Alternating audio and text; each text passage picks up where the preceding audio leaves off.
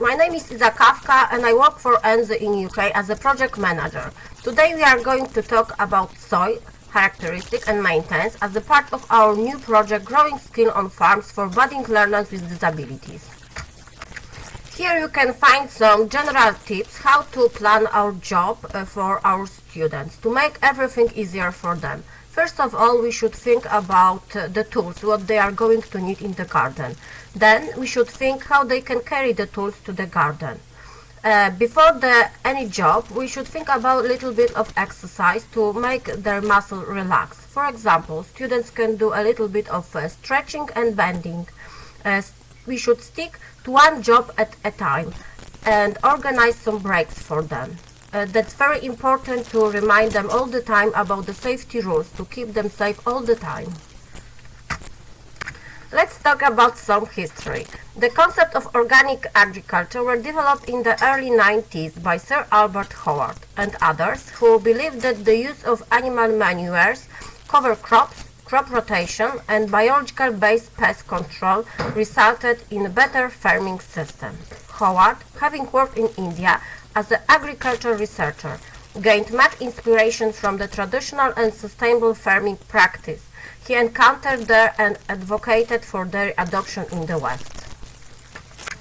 We should also talk about regulation. Organic agriculture is defined formally by governments. Farmers must be certified for their products and products be labeled organic. And there are specific organic standards for crops, animals and white craft products and for the processing of agriculture products. Organic standards in European Union and United States, for example, prohibit the use of synthetic pesticides, fertilizers, ionizing radiation, sewage sludge and genetically engineered plants for products. In the European Union, organic certification and inspection is carried out by approved organic control bodies according to the European Union standards. What organic farming means? Organic farming is an agricultural system which originated early in the 20th century in reaction to rapidly changing farming practice. Organic farming is a technique which involves the cultivation of plants and rearing of animals in natural way. This process involves the use of biological materials, evolving synthetic substances to maintain soil fertility and ecological balance, thereby minimizing pollution and wastage. Organic farming continues to be developed by various organizations today. Building and maintain soil health. Feeding our plant requires healthy soils to grow crops and raise animals, but if soils are managed poorly, they will degrade and crop yields will decline. A healthy soil is the basis for growing healthy plants and food. The organic way of feeding the soil rather than the plant ensures that the best result for flowers, fruit and vegetables. The earth you grow in should be teeming with life, worms, fungi, bacteria and other microscopic creatures. This helps create its structure and fertility. Here you can read about soil physical properties affecting soil productivity. If we think about the productivity, we should consider the soil color, structure, texture, porosity, permeability, slope, depth of rooting zone, drainage. Here you can find 4 methods to build the perfect soil area. Method 1. Add compost and other bulky organic materials. This not only adds nutrition but also helps create a good structure for plant roots to penetrate. Method number 2. Minimize digging to avoid disturbing the complex soil life. Method number 3. Play on planting to make best use of the soil's nutrition and to avoid build-up of pests and disease. Method number 4. Grow certain plants such as the green manures which hold nutrition in the soil and help suppress weeds. Here you can find 5 most important principles for organic growing. Build and maintain soil health. Encourage biodiversity. Use resources responsibly. Avoid using harmful chemicals. Keep healthy growing area. If we think about building and maintaining soil health, we should think about the soil as a full of life, which supports healthy plant growth, and it also has good structure for plant roots to penetrate and take up nutrition. Encourage biodiversity. Different life forms such as plants, insects, birds, and mammals. Here you can find 5 most important principles for organic growing. Build and maintain soil health. Encourage biodiversity. Use resources responsibly. Avoid using harmful chemicals. Keep healthy growing area. If we think about building and maintaining soil health, we should think about the soil as a full of life, which supports healthy plant growth. It also has good structure for plant roots to penetrate and take up nutrition. Encourage biodiversity. Different life forms such as the plants, insects, birds, and mammals all have a role in creating a resilient growing system. This variety of different species all work together and encourages a healthy interdependency between plants and wildlife. Use resources responsibly. The organic grow uses resources sustainably with minimum damage to the plant. Avoid using harmful chemicals. Toxic chemicals used to kill weeds, disease and pests can damage the health of your growing area and all the life forms with and beyond it. A healthy growing area. Keeping your growing area in good health rather than just pest and disease free is at the heart of organic growing. A diverse and vigorous growing system, good hygiene and close observation all help prevent problems. Soil characteristic.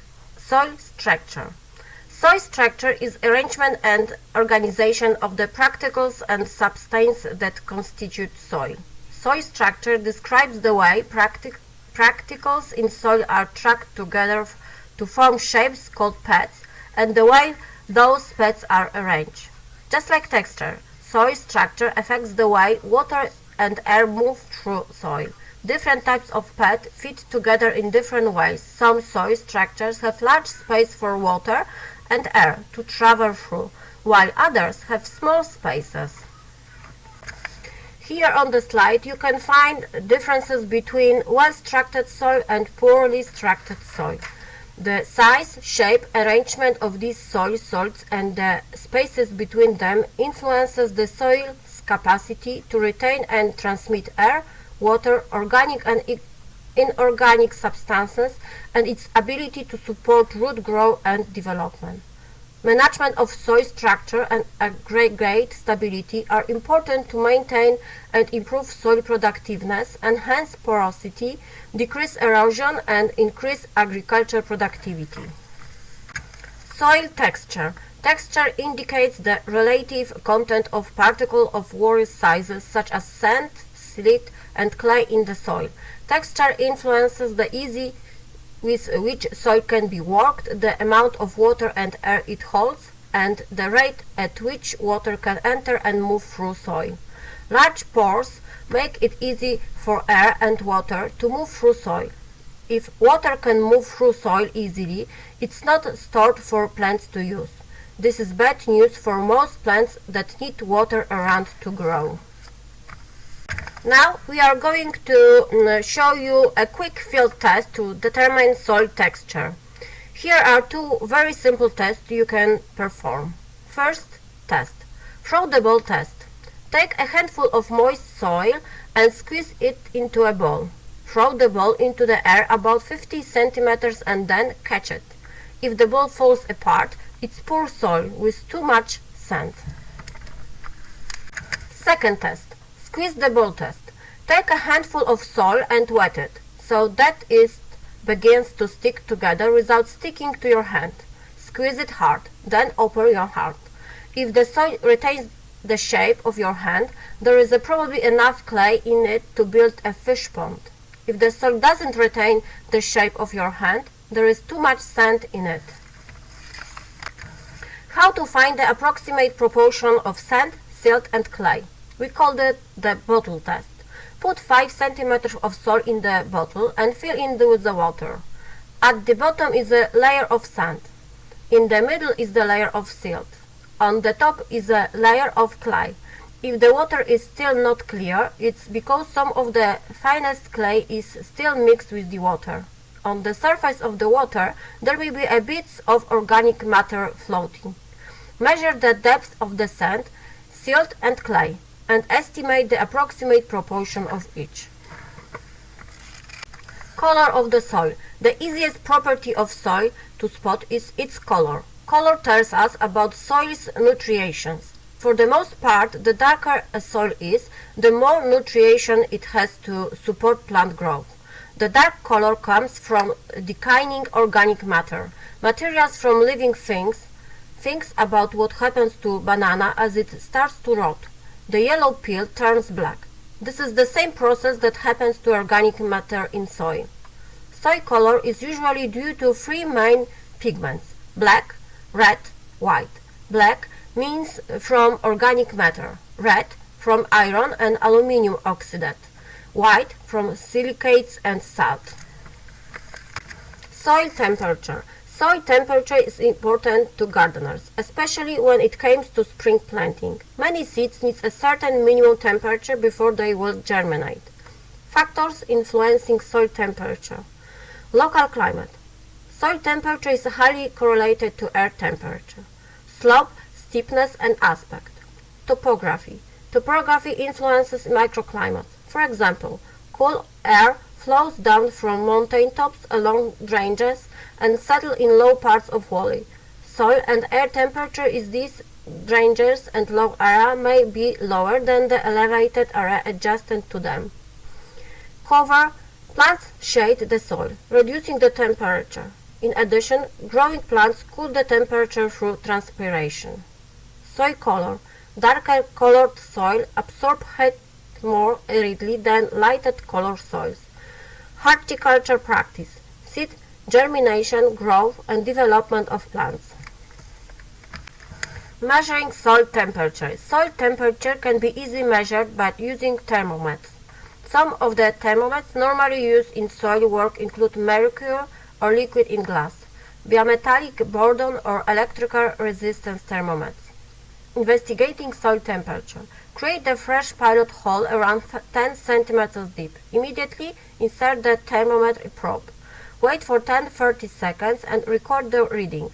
Repeat in a few areas where you will be applying the nematodes. Here we have a list of possible questions to participants. How do you think the air temperature compares to soil temperatures? How do soil temperature change from morning to night? What factors affect soil temperatures? Do soil temperature change quickly or at slow pace? As you dig deeper, does it get warmer? Does sunshine change the soil temperature underground? If the winter is the ground warmer than the air, is wet soil colder than dry soil? Do plants change the temperature of the soil? How does a pile of snow affect the soil temperature under it? Soil temperature has a significant role in helping to determine the rate of plant growth and whether a plant will even survive. As you can see on the picture below, the temperature above 85 Fahrenheit, there will be no growth. The same situation is if the temperature is less than 40 Fahrenheit. There will be no growth. For example, some growth will be if the temperature will be 40 to 65 Fahrenheit. And the growth also is good for plants if the temperature is 70 to 85 Fahrenheit. Fastest growth we can find when the temperature is about 65 to 70 Fahrenheit. Soil pH, what is it? Measure of the acidity or alkalinity of the soil. Concentration of hydrogen ions in the soil solution. The best pH for the plant growth is between 5.5 and 7.5 pH. That's the best for the growth. Indicator of wetness. When soil are waterlogged, bacteria will get their oxygen from sulfur. This will release hydrogen sulfur gas. This accounts for the sulfur smell prevalent around salt marshes. Fertilizers in organic farming. Since synthetic fertilizers are not used, building and maintaining a rich, living soil through the addition of organic matter is a priority in organic farming. Organic matter can be applied through the application of manure, compost, and animal byproducts such as a feather meal or blood meal. Different types of organic fertilizers. Manure for the garden comes from cows, sheep, poultry, and horses. Pretty self-explanatory. Manure is known as a complete fertilizer. It has a lot of organic matter, but is low in nutrients. Manure has most valuable as organic soil amendment and mulches. Note: be aware of using fresh manure as a fertilizer because it can burn plants. Animal products fertilizers. Blood meal is dried powdered blood collected from cattle slaughterhouses. It's such as a rich source of nitrogen that gardeners have to be careful not to over-apply and burn the roots of the plants. Apply blood meal before planting is stimulating green leafy growth. Bone meal is a final ground bone, a byproduct from animal slaughterhouses. It's a great source of calcium and contains up to 50% phosphate. Bone meal promotes strong root system and flowering. It's often used when growing flowers, bulb, and fruit trees. Compost to improve the health of garden soil. Cold composting is as simple as collecting yard waste or taking out the organic materials in your trash, such as the fruit and vegetable peels, coffee grounds and filters and eggshells, and then correlating them in a pile or bin. Over the course of a year or so, the material will decompose. Vermicomposting uses worm beans and red worms in the process of composting. Worms are amazing little workers. You can use just any old worm of these, however, you need red worms, also called red wiggles. Worms for composting can be purchased inexpensively online or at a garden supplier. How to make compost. Choose your type of backyard. Compost bin. You can use either an open pile or compost bin. Choose your compost location. Alternate layers. Add kitchen and yard waste as they accumulate. Continue to add layers until your bin is full. Maintain your compost bin. Harvest your compost.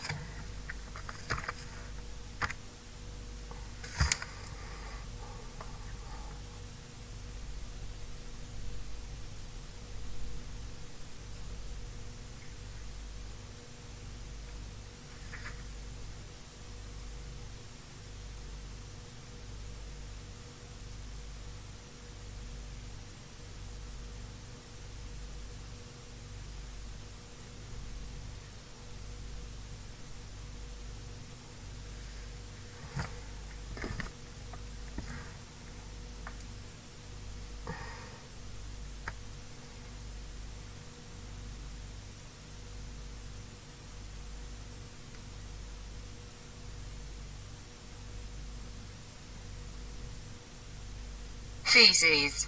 Feces, Boże, feces, weeds that go to seed, dairy products.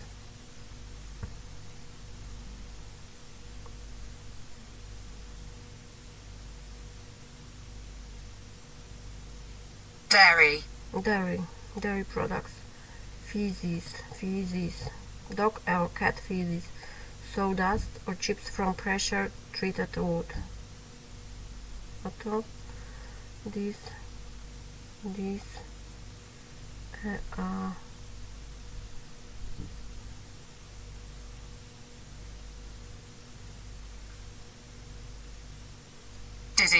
are diseased plant materials, anything containing meal, oil, fat or grease. Diseased plant materials, sawdust or chips from pressure treated wood, dog or cat feces, feces,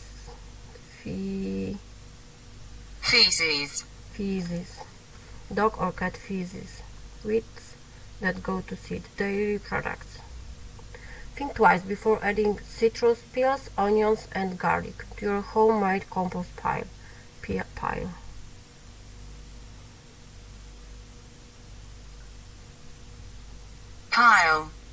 Pile.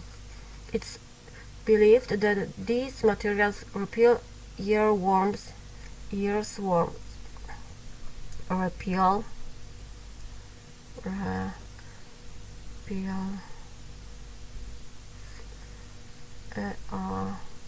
earthworms.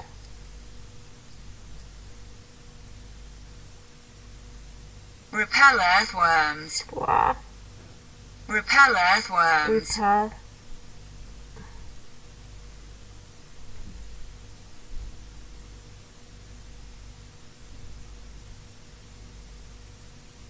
earthworms. earthworms.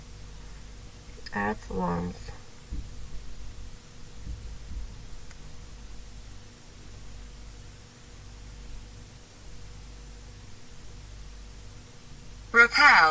Repel.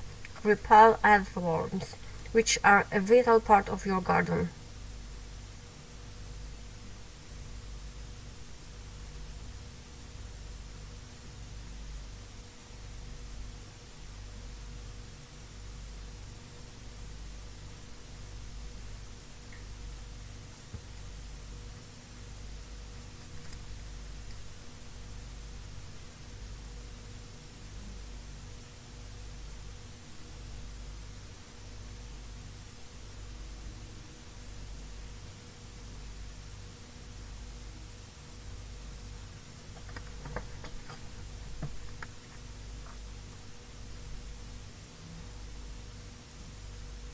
Finally.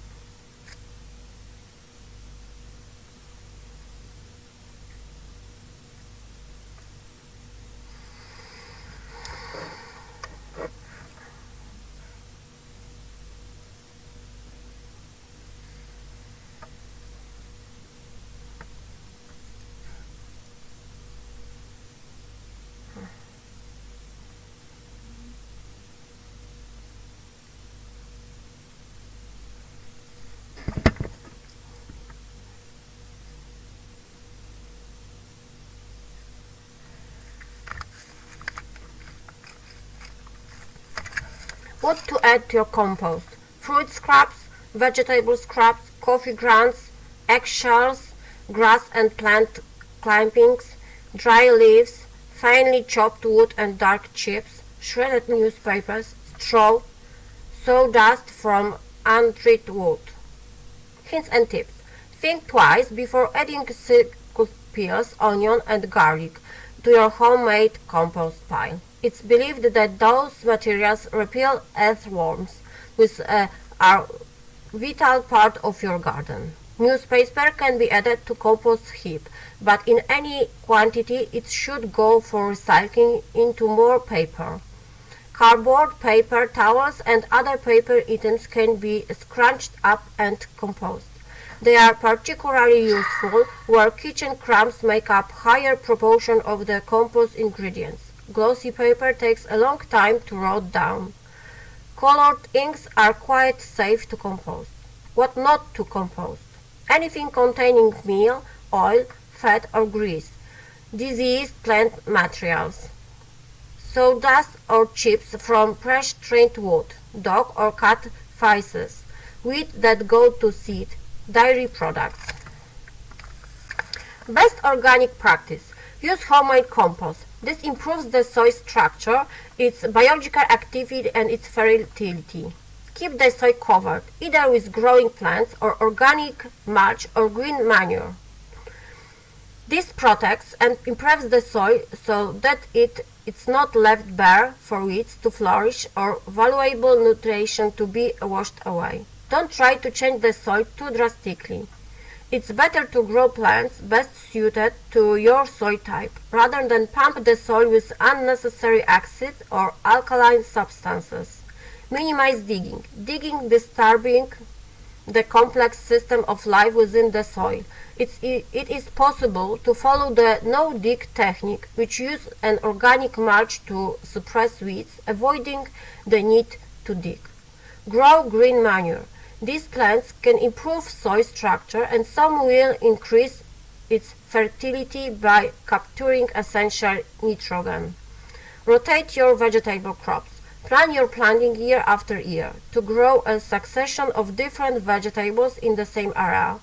This prevents the build-up of disease in the soil and use added nutrients most effectively. Test your soil every 3 to 5 years. Make sure that the soil is well drained. Control weed growth. Select plants suitable for your type of soil. Now it's time for you. Make your own compost. Use the tips from the previous slide and try to prepare your own organic compost. Good luck! Thank you for your time. I hope that you enjoyed the presentation. If you have any question, you can contact us anytime. We will be happy to help you.